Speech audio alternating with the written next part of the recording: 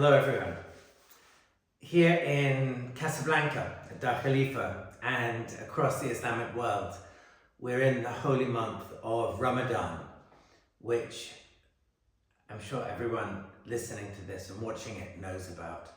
It stretches for a full calendar month, and between the hours of daylight, from dawn until dusk, Muslims don't eat and they don't drink, and they're supposed to not smoke and to think good thoughts as well. Before I had moved to Morocco, I had been here in Ramadan, and over the years I've been in a great many Muslim countries during the holy month, including Afghanistan and Jordan and Egypt and Pakistan and others as well. And what interests me so greatly is how individual Islamic countries deal with Ramadan and just the intricacies of it. And as always, I suppose, with culture and religion and life, nothing is really what you would expect it to be. One of the most straightforward countries that I've been in during Ramadan was Afghanistan.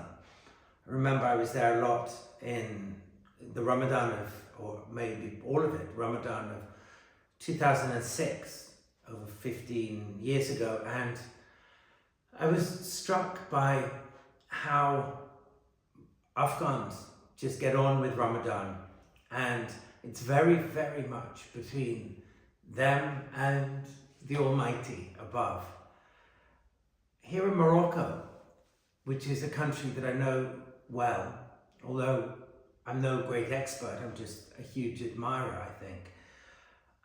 There's just such an extraordinary sense of communion, of camaraderie and fraternity, and the coming together of families and of friends.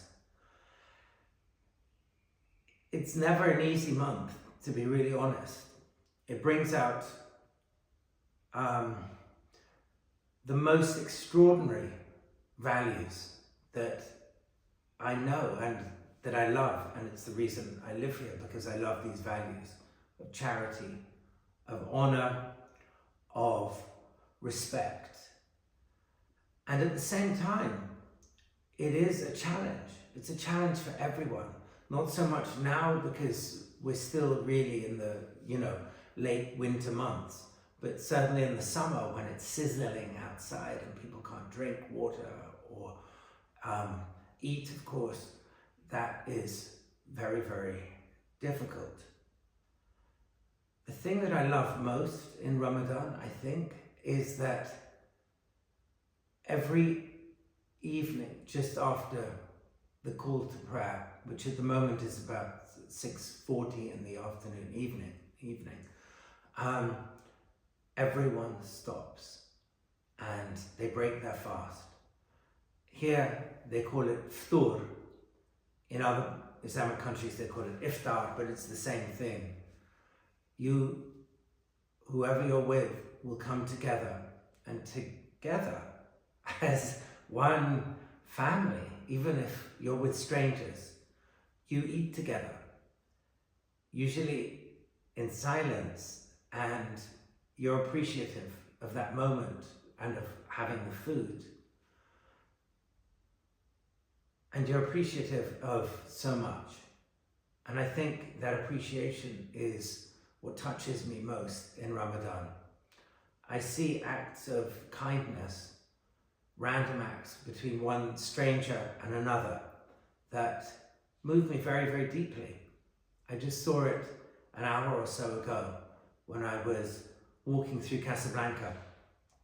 I saw someone stop his truck, and it had water bottles, and he ripped open one of the huge pallets of water, pulled out a big bottle, and walked over to someone who was begging, a woman and her child, and he handed this bottle of water to this lady, and the lady was very, very clearly very ill. And within Islam, of course, there are certain allowances. If you're unwell, you don't have to fast.